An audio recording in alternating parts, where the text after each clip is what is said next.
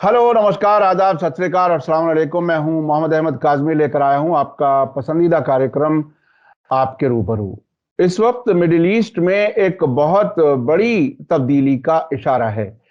चीन के president Xi Jinping ने हाल ही में सऊदी अरब का दौरा किया है और न सिर्फ सऊदी अरब के लीडर्स से उनकी मुलाकात हुई है, बल्कि जीसीसी मुल्कों की यानी गल्फ कोऑपरेशन काउंसिल के मुल्कों की और बाकी और अरब मुल्कों की भी रहनुमाओं से उनकी मुलाकात हुई है। यह तकरीबन 2017 मई में जिस तरह से उस वक्त के डोनाल्ड ट्रंप जो अमेरिकी प्रेसिडेंट थे, उनके दौरे के मौके पर तकरीबन 50 मुल्कों के लीडर्स को इकट्ठा किया था सऊदी अरब ने, अब भी एक बहुत बड़ी इवेंट हुई है और इसमें अमेरिका ने नाराजगी जाहिर की है। अमेरिका के व्हाइट हाउस के स्पोक्स पर्सन ने नाराजगी जताते हुए कहा है कि चीन का इस इलाके में बढ़ता हुआ असर दुनिया के सिस्टम को खराब कर देगा, गड़बड़ी कर देगा, यानी उनके मुताबिक जो वर्ल्ड ऑर्डर है उसमें तब्दीली आ जाएगी। तो ये एक बहुत बड़ा इशारा है। इस पर बात करने के लिए मेरे साथ खास मेहमान हैं, श्रीनगर में रहने वाले सीनियर जर्नलिस्ट माजिद हैदरी साहब से। वो बताएंगे, क्योंकि वो सऊदी अरब के कुछ पॉलिटिक्स को खास तौर पर नजर रखते हैं। अब से पहले भी आपने सऊदी अरब के सिलसिले में उनके जो तज्जिए हैं, जो बात उन्होंने रखी है, उसको आपने पसंद किया है। इस वक्त क्या कुछ है तब्दीली, ये तब्दीली कितनी आगे तक बढ़ सकती है? क्या अमेरिका का असर इस इलाके में खत्म होने जा रहा है? क्या इसके साथ साथ इजराइल की परेशानियां भी बढ़ेंगी? क्या ईरान का असर बढ़ेगा?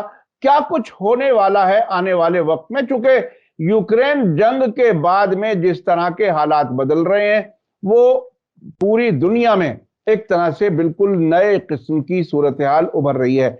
माजिद हैदरी साहब, वेलकम है आपका। मीडिया स्टार वर्ल्ड को आपने वक्त दिया।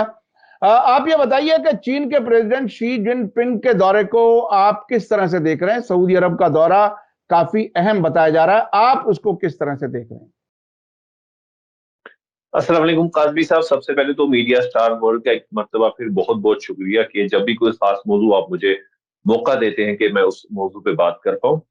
देखिए, जहां तक ये बात है कि जो चाइना के प्रेसिडेंट शी जिनपिंग का जो 3 रोजा दौरा था सऊदी अरब का, ये बहुत ही जो नई जियोपॉलिटिकल डायनेमिक्स है, जो रियलाइनमेंट है जियो पावर पॉलिटिक्स की, उसके लिए बहुत ही एक खास ये मौका है कि जो 3 रोजा दौरा हुआ। सबसे पहली चीज जो थी उसमें ये चीज शी जिनपिंग ने रिफ्लेक्ट की कि भाई जो वेस्टर्न मीडिया दिखा रहा था कि भाई चाइना के अंदर वो कोविड के नॉर्म्स को लेकर के ऐसे हालात हो गए कि शायद अब टैंकें सड़कों पे निकाली जाएंगी, हंगामे होंगे, हजारों लोग शायद मारे जाएंगे, जो दिखाया जा रहा था वैसा कुछ नहीं है, क्योंकि हालात ऐसे थे वहां के अंदर के शी जिनपिंग मजे से सऊदी अरब के 3 दिन के दौरे पर चले गए। तो वो तो पहला एक मैसेज था। जो इसमें 3 इंपॉर्टेंट चीजें बाहर आती हैं जो मैंने ओवरऑल देखा, एक तो ये है कि जो वहां पे जो इनके एक जो इनके बिजनेस इंटरेस्ट हैं दोनों कंट्रीज के, एक तो वो उसमें इंपॉर्टेंट है। दूसरा जो पॉलिटिकल जो जियो पॉलिटिक्स है वो इसमें एक रेलिवेंट चीज है। और तीसरी जो चीज है वो ये है कि जो यूक्रेन वॉर के मुतालिक जो मामला पूरा इस दुनिया में बन रहा है इस वक्त, इन तीनों चीजों को लेकर के ये दौरा था। लेकिन इस दौरे से जो पहली चीज हुई वो ये है कि जो अमेरिका का और सऊदी अरब का जो रिश्ता है, मैं उसे दोस्ताना नहीं कहूंगा, मास्टर स्लेव रिलेशन मैं कहूंगा, जो अमेरिका और सऊदी अरब की मास्टर स्लेव रिलेशन है 80 साल की, अब वो मास्टर स्लेव रिलेशन कुछ हद तक कम हो रही है। सऊदी अरब में वो जो गुलामी का मामला था वो अब शायद नए आका ढूंढ रहे हैं। दोस्त कहना तो मुश्किल होगा, शायद वो अपने नए आका या एलाइज ढूंढ रहे हैं। तो वो पहला मामला है और वहां पर वो अमेरिका को कुछ हद तक अब डिस्टेंस करना चाह रहे हैं। दूसरी चीज ये है कि जो यूक्रेन वॉर में जो मामला अभी तक रहा है, जहां पे चाइना का रशिया के साथ एक अलायंस रहा है और जो जिस तरीके से उन्हें एनर्जी क्राइसिस को उनने टोटल डोमिनेट कर दिया जो यूरोप में हुई है, उसमें फिर से दोबारा से वो सऊदी अरब को अपनी तरफ ले गए हैं।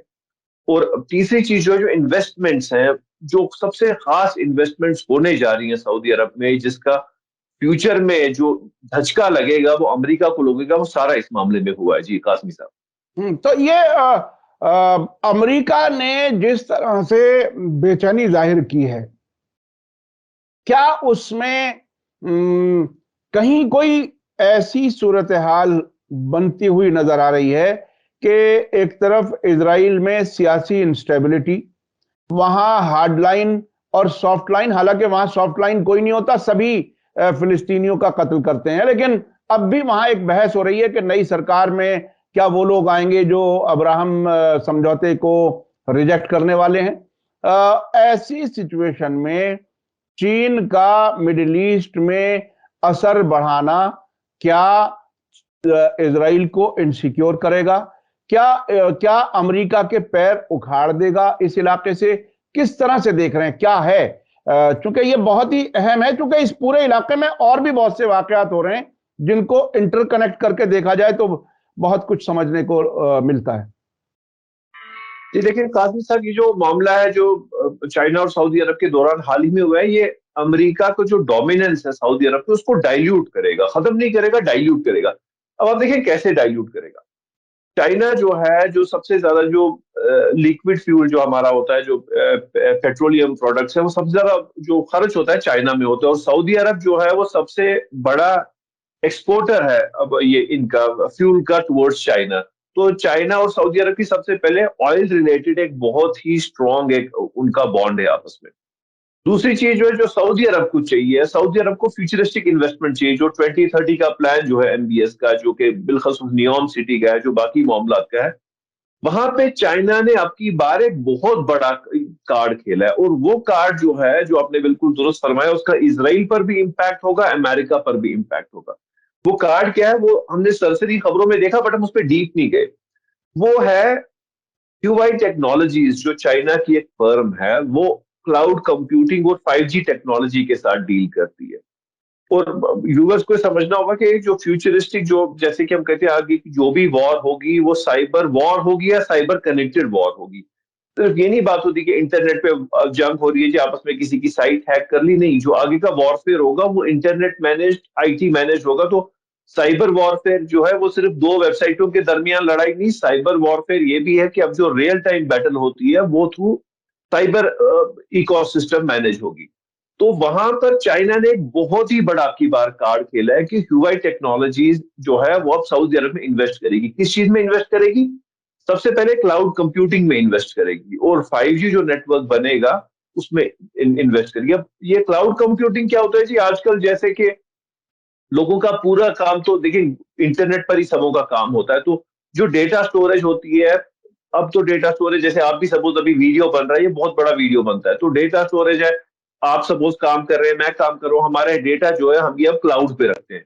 क्लाउड पे रखने का क्या मतलब होता है? किसी एक सर्वर पर ये डेटा रहता है और वहीं से हम ये एक्सेस करते हैं। उस सर्वर पे हमें ज्यादा एक तो सिक्योरिटी मिलती है, बैकअप मिलता है, वायरस प्रिवेंशन मिलता है, काफी सारी फैसिलिटीज होते हैं, और कहीं से भी हम अपने डेटा को एक्सेस कर सकते हैं। पूरा एक आपको लगता है कि वो आप ही के कंप्यूटर से काम चल रहा है। तो ये जो क्लाउड कंप्यूटिंग का जो मामला है, ये हम सिर्फ अपने इस रोजमर्रा की वर्ड फाइल को है, ईमेल से ना इसको देखें, हम इसे बड़े सतह पर देखें कि सपोज जो आपका जो सऊदी अरब में जो आपका सर्वेलेंस का मामला है, सबसे पहले सर्वेलेंस आपका क्लाउड पे चला जाएगा। तो क्लाउड क्या है? क्लाउड कौन मैनेज करेगा? क्लाउड हम ह्यूआई टेक्नोलॉजीज मैनेज करेंगी। वैसे आपके जैसे वहां का पावर नेटवर्क है, सर्विसेज है, पब्लिक सर्विसेज है, यूटिलिटीज है, कंस्ट्रक्शन है, इन्वेस्टमेंट है, वो सारा क्लाउड कंप्यूटिंग जाएगा। आप ये मानिए कि सऊदी अरब के जो भी बही खाते हैं या घरों के काम काज है, जो भी कुछ है वो सारा उस क्लाउड पर अब जाएगा, जिसका मेन मोनोपोली चाइना की होगी। और जब सारे आपके राज उनके सर्वर पर, हालांकि बताए जाते हैं ये एनक्रिप्टेड होता है, बाकी चीज होता है, लेकिन जो अमेरिका को नजर होती थी कि हम उस सारे डेटा पे, वो हमारे पास रहे, उनका डेटा उनके सारे राज हमारे पास रहे, तो सऊदी अरब के सारे राज जो है वो चाइना के क्लाउड पे जाएंगे। और सऊदी अरब और अमेरिका के भी राज जो है वो डायरेक्टली इनडायरेक्टली कहीं ना कहीं चाइना के क्लाउड पे जाएंगे। तो अब इन दोनों ममालिक के ऊपर जो नजर रखने वाला, जो बताते थे एक ऐड भी आता है कि ऊपर वाला सब देख रहा है, वो ऊपर वाला सब देखने वाला चाइना है। तो जब साइबर जो उनका साइबर इकोसिस्टम है सऊदी अरब का, अब आने वाले वक्त में महीनों में शुरू हो जाएगा कि जो भी कोई उनका डिजिटल इकोसिस्टम है सऊदी अरब का, उस पे चाइना की डोमिनेंस भी आएगी, नजर भी आएगी और मोनोपोली भी आएगी। तो ये बहुत ही बड़ा एक कार्ड खेला गया जो मीडिया ने उतना ज्यादा भी हाईलाइट नहीं किया था। उसके बाद नियोम सिटी में जो उनकी फ्यूचरिस्टिक सिटी बन रही है, वहां पे चाइना ने ऑलरेडी अभी बात की, चूंकि 44,000 वर्ड्स का जो उन्होंने ज्वाइंट स्टेटमेंट दोनों ममालिक ने निकाला, उसमें उन्होंने बात की कि फ्यूचरिस्टिक इन्वेस्टमेंट से हमारा ज्यादा काम होगा। तो फ्यूचरिस्टिक इन्वेस्टमेंट कहाँ है? नियोम सिटी है, बाकी सिटीज का जो एमबीएस का ख्वाब है, वो सारे ख्वाब पूरे करने में चाइना काम करेगा। और चाइना ऐसा काम करेगा कि उनका जो नेट कनेक्टिविटी है वो भी वही चलाएगा, उनका डिजिटल डेटा भी वही चलाएगा। तो मतलब चाइना अब जो है एक बैकडोर से आकर के चाइना पूरे सऊदी अरब के इस पे कंट्रोल करने जा रहा है। ये बहुत ही ये अहम है। मुझे एक दो चीजें याद आ गई इस बीच में जो आप बता रहे थे। देखिए, कुछ बरसों पहले एक खबर आई थी और जो कई बार कंफर्म भी हुई कि हज की सिक्योरिटी, यानी दुनिया भर से आने वाले मुसलमानों की सिक्योरिटी, सिक्योरिटी का मतलब ये नहीं है कि वो जो सिक्योरिटी गार्ड खड़ा हुआ है वो होगा, तो वो इसराइल के हाथ में जाने की खबरें आई थी पिछले कुछ सालों में।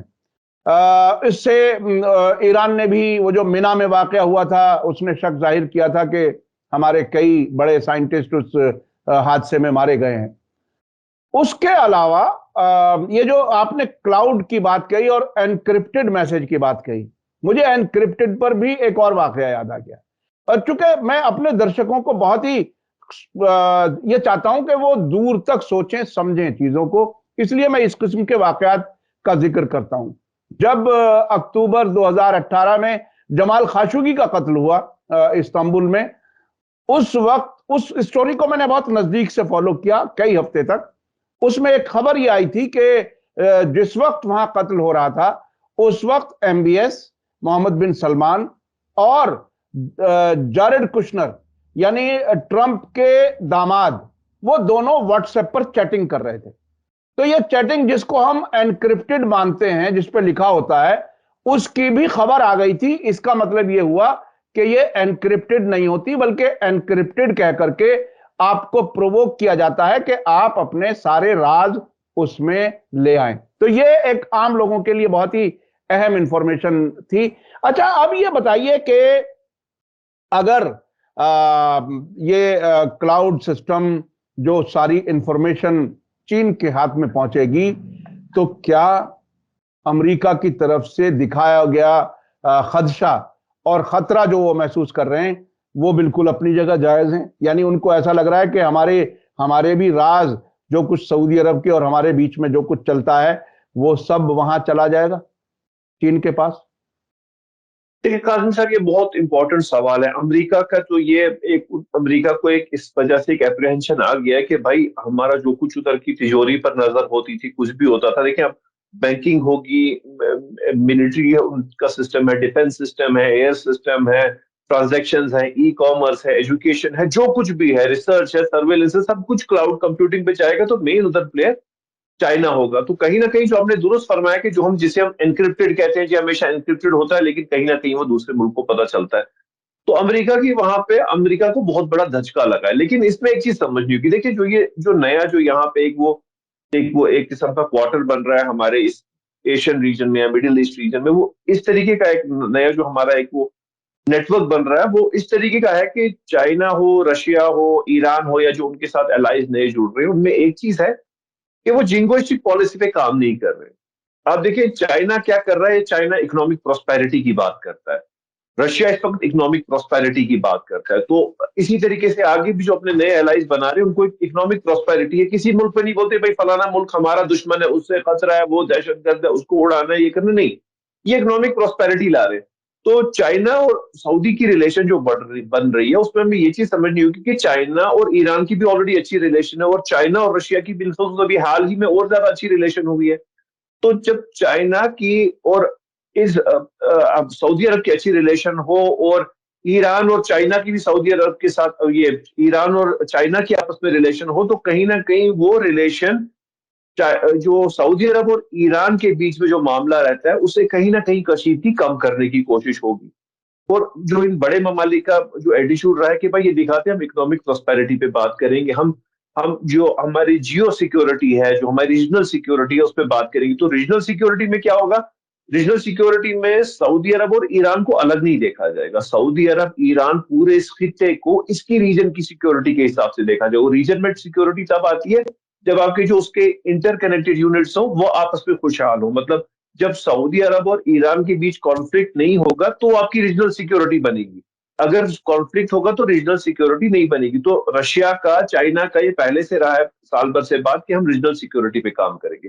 तो वहां पे रीजनल सिक्योरिटी से कशीदगी कम होने का चांस है। अब अमेरिका उस पर क्या करेगा वो एक बात है, लेकिन दूसरी तरफ जो अभी हाल ही में यूक्रेन वॉर से, क्योंकि मैं आपको कह रहा था यूक्रेन वॉर का इसमें बहुत इन्फ्लुएंस है, वो ये है कि अब देखिए अमेरिका ने 2 दिन पहले स्टेटमेंट दी थी कि ईरान का डिफेंस सिस्टम, ईरान का जो वेपनरी है, वॉरफेयर है, वो यूक्रेन में यूज हो रहा है। मीन जो जो ये रीजनल जो बेल्ट है, जो वो दिखाना चाह रहे थे कि भाई ईरान भी आज की डेट में एक स्ट्रॉन्ग जो एक कंटेंडर है मिलिट्री वॉरफेयर में, वो बन चुका है कि इंडिजिनस उनके बनाए गए ड्रोन ऐसे हैं कि वो पूरे नेटो के साथ लड़ रहे हैं और वो बोल रहे हैं जी हमें नुकसान हो रहा है। तो कहीं ना कहीं ईरान ने रशिया के थ्रू इनडायरेक्ट जो है वो उनने जो अपना हिंट देनी थी वो उनने इसराइल को दे दी, दूसरी तरफ अमेरिका को भी दे दी, और दूसरा पीस का वो पहन करके सामने जो है अमन का और प्रोस्पेरिटी की बात करने के लिए चाइना दूसरी तरफ से सामने आ गया।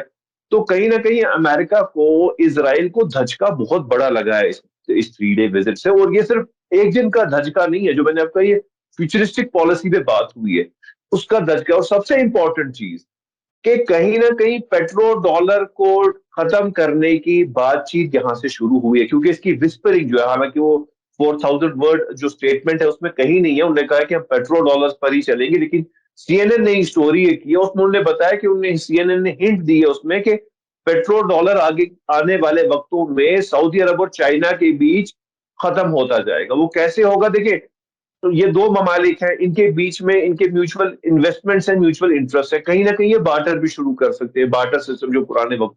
और वो बार्टर जो होगा, अगर वो बार्टर शुरू हो गया तो वो कहीं ना कहीं पेट्रो डॉलर को खत्म कर देगा, जो पहले भी मामला शुरू हुआ था।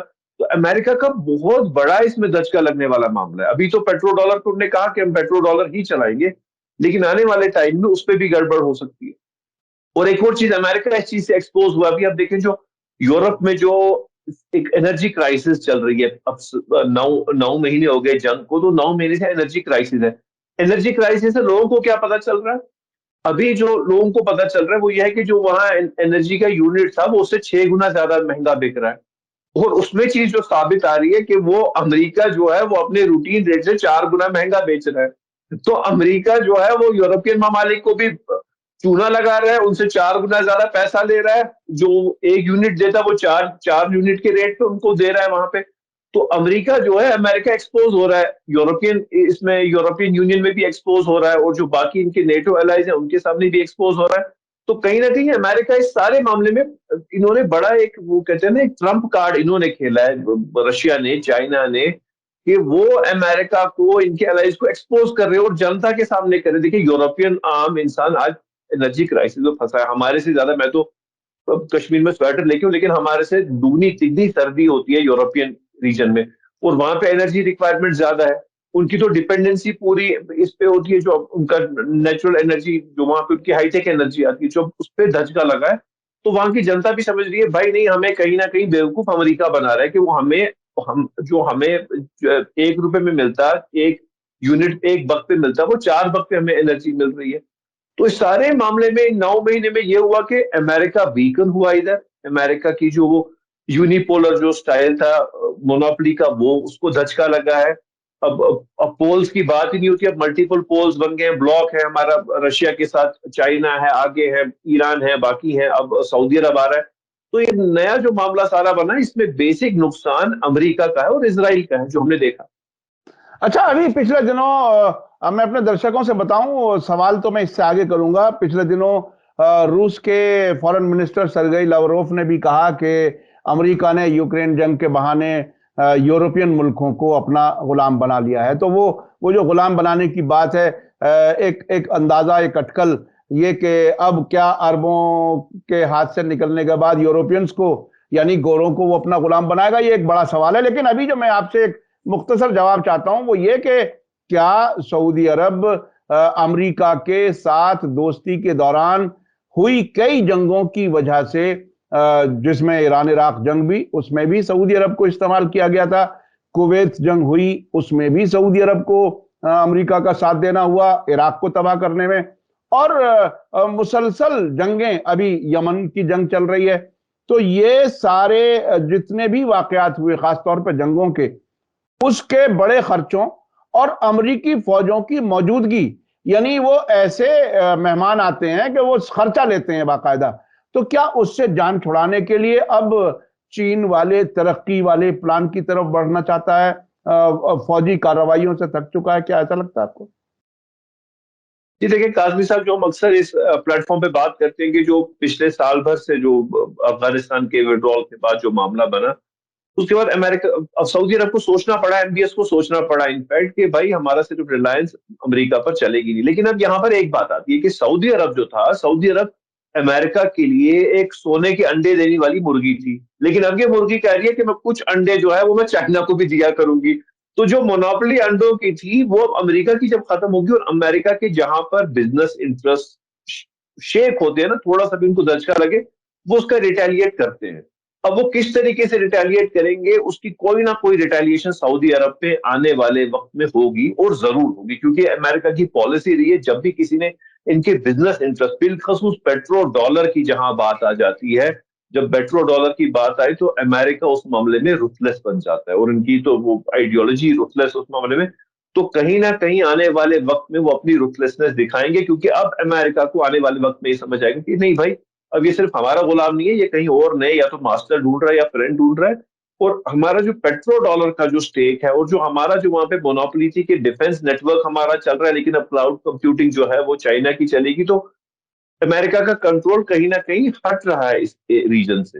और अगर ईरान और सऊदी के बीच, और सऊदी और यमन के बीच कहीं ना कहीं कुछ मामलात पे चाइना ने कोई रोल प्ले किया या रशिया ने रोल प्ले किया इस ब्लॉक में, तो एक नया जो इकोनॉमिक प्रोस्पेरिटी का जो कॉरिडोर बन रहा है, जिसको हकीकत में भी कह रहे हैं कि हम कॉरिडोर ही बना रहे हैं, तो वो अब अमेरिका आने वक्त में बहुत खतरनाक तरीके से रिटेलिएट करेगा। वो रिटेलिएशन क्या होगी, वहां पे किसी तरीके का वो रिबिलियन कराएंगे, क्या कराएंगे, कुछ केसेस खोलेंगे, क्या करेंगे, लेकिन आने वाले वक्त में अमेरिका इस चीज का बदला डट कर लेगा और विद फुल फ्लेज्ड कॉन्स्पिरेसी लेगा। ऐसा मेरा एनालिसिस है। जी, बहुत ही अहम बात कही आपने आखिर में कि अमेरिका गुस्से में जवाबी कार्रवाई कोई ना कोई ऐसी साजिश कर सकता है जिससे कि सऊदी अरब और दूसरे मुल्क जो उसके हाथ से निकल रहे हैं उनके खिलाफ वो कोई कार्रवाई कर सकता है। साजिशें हमेशा वो करते हैं, अब भी कर सकते हैं। बहरहाल इस पूरे खित्ते को अगर कोई रास्ता बदलने की बात है, दोस्तों को बदलने की बात है, तो बहुत ही स्विफ्ट अंदाज में तब्दीलियां करनी होंगी ताकि कुछ हालात ज्यादा ना बिगड़े और आवाम का नुकसान ना हो। बहुत बहुत शुक्रिया जनाब माजिद हैदरी साहब, आपने श्रीनगर से हमारा साथ दिया। अपने दर्शकों से मैं बता दूं कि हमारी पूरी कोशिश रहती है कि बड़ी खबरों की मुख्तलिफ लोगों से अलग अलग राय और विश्लेषण लिया जाए ताकि आप ज्यादा से ज्यादा गहराई तक समझ सकें। इसी के साथ मुझे दीजिए इजाजत। धन्यवाद, शुक्रिया। जय भारत, जय हिंद।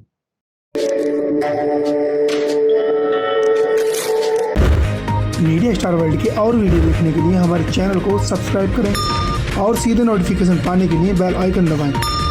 और अगर हमारी खबर सच्ची और अच्छी लगे तो अपने व्हाट्सएप, इंस्टाग्राम, फेसबुक और ट्विटर अकाउंट पर जरूर शेयर करें।